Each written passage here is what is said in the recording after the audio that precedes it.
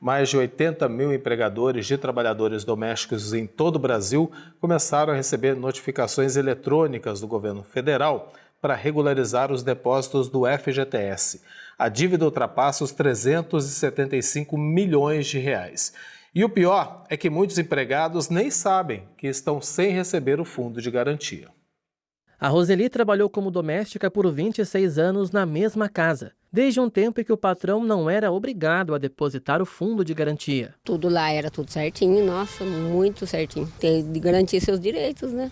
É o direito do trabalhador, então, como qualquer outro serviço, né? Mas nem todo trabalhador tem situação parecida com a da Roseli. A dona Hilda tem 65 anos de idade e nos primeiros anos de trabalho passou muitas dificuldades com a falta de pagamentos conforme diz a lei. A partir dos 8 anos de idade, meu primeiro emprego, ganhando 5 contos de réis.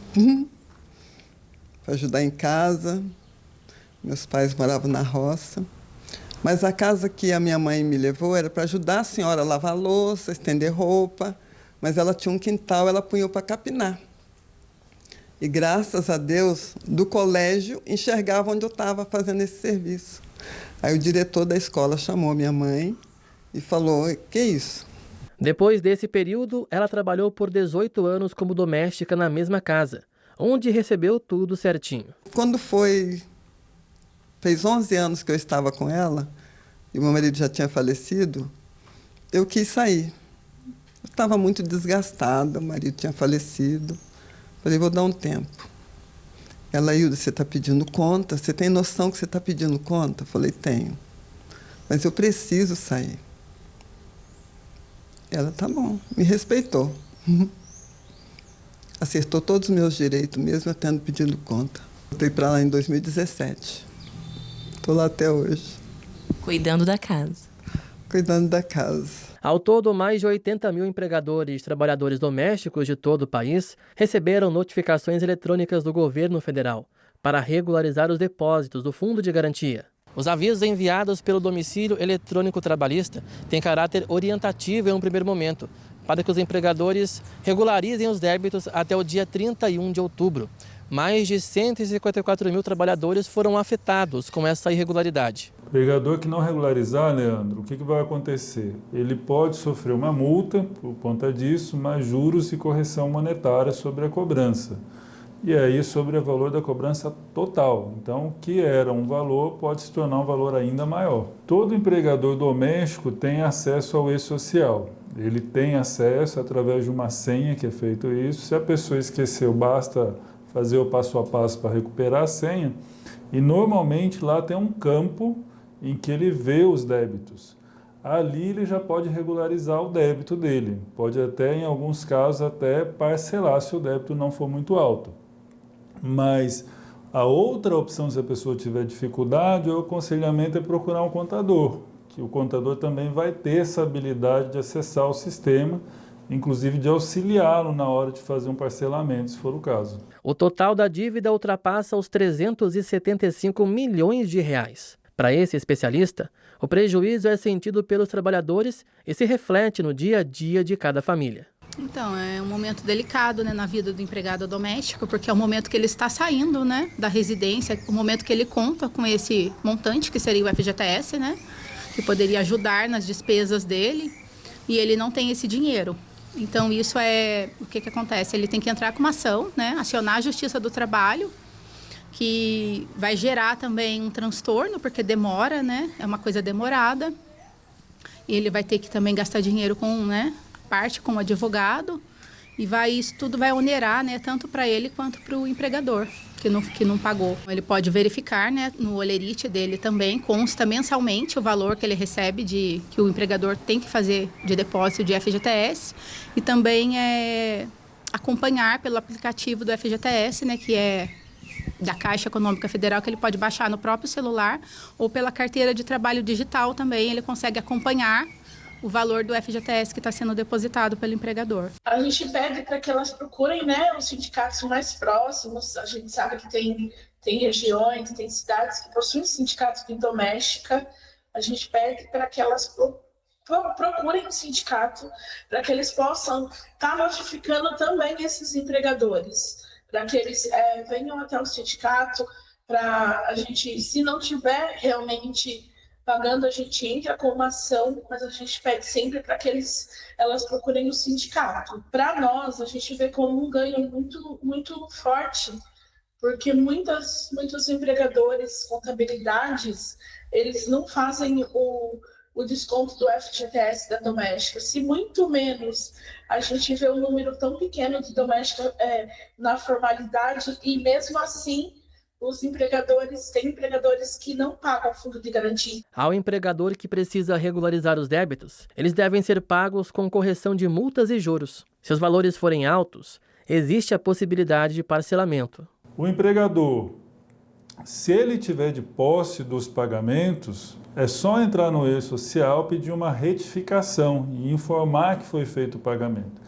Agora, se a dívida é muito alta, a Caixa também autoriza o parcelamento em, às vezes, 60 meses, às vezes até mais, dependendo do valor.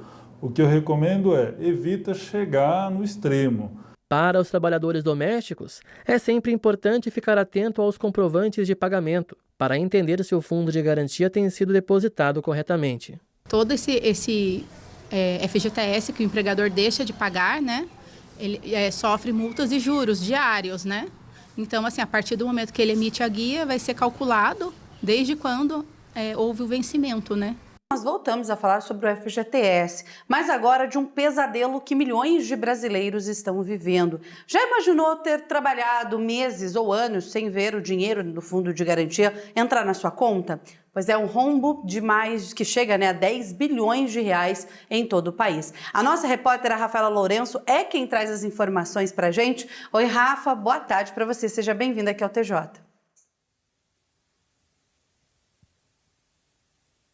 Oi, Rayane, boa tarde para você, Eduardo, e também a todos que nos acompanham aqui no TJ Aparecida. Pois é, imagina, né, se deparar numa situação como esta. Em relação aos estados de São Paulo, Minas Gerais e Rio de Janeiro, são os que têm o maior número, né, de empregados neste prejuízo. Só que para a gente entender melhor este cenário, como funciona e como também o que fazer no momento como este, eu converso agora com o advogado Wagner Dutini, que vai explicar melhor para a gente. Doutor Wagner, então, primeiramente, explicar para o pessoal de casa, quem tem direito ao FGTS, né? Como funciona essa questão dos depósitos também. Uma boa tarde.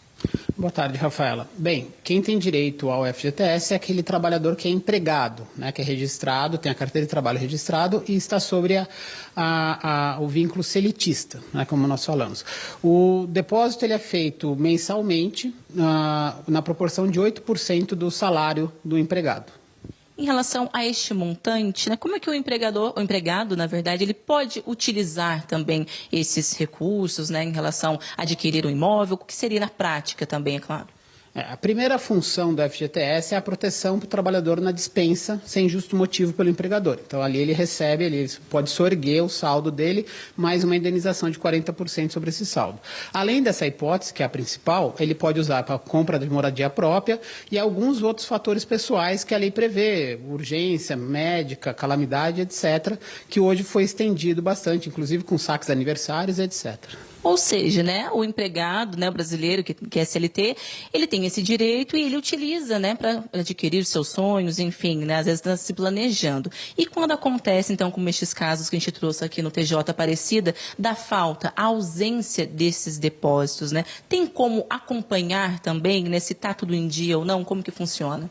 Sim, o empregado consegue consultar o extrato do FGTS normalmente, através, né, dos aplicativos, e havendo falta de depósito, ele pode ou procurar, aliás, primeiramente, procurar o empregador dele e ver se consegue fazer com que o empregador faça os depósitos, né, complemente os depósitos. Não havendo essa conciliação amigável, ele pode buscar a Justiça do Trabalho e ali, através de uma ação individual, mesmo sem ter o contrato rescindido, a Justiça obrigar que o empregador faça esses depósitos, regularize esses depósitos. Na maior parte, os acordos são feitos que vocês veem também na prática, né, atendendo clientes, como que fica esse cenário também em relação a estes casos?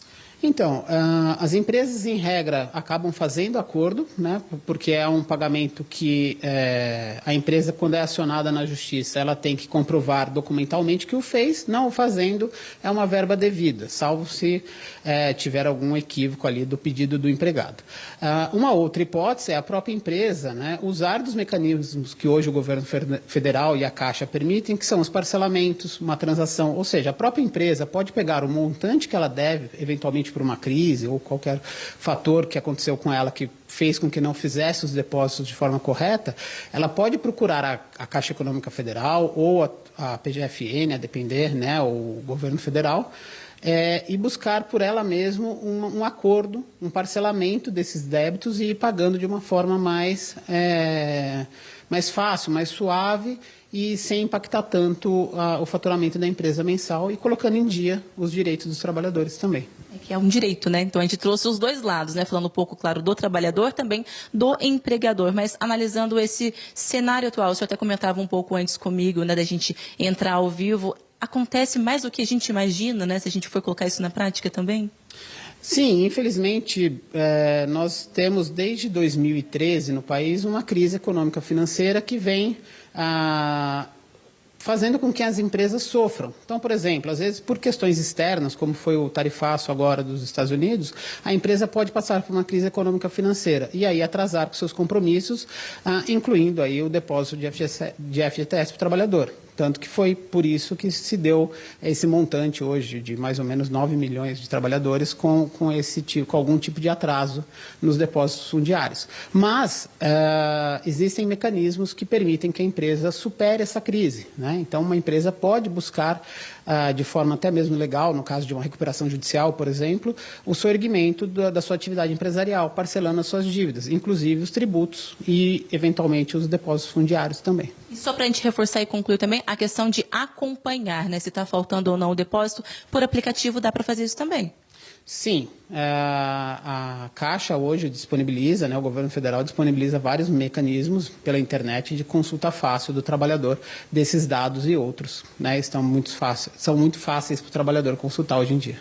Muito obrigada pela participação. A gente reforça, né? Então, para ficar atento, né, em relação se o depósito, que é um direito, né, do trabalhador, está em dia ou não, e se não estiver, procurar então pelo empregador, conversar com a empresa primeiro, ou então procurar o caso jurídico também, né, para chegar no melhor, claro, para os dois lados.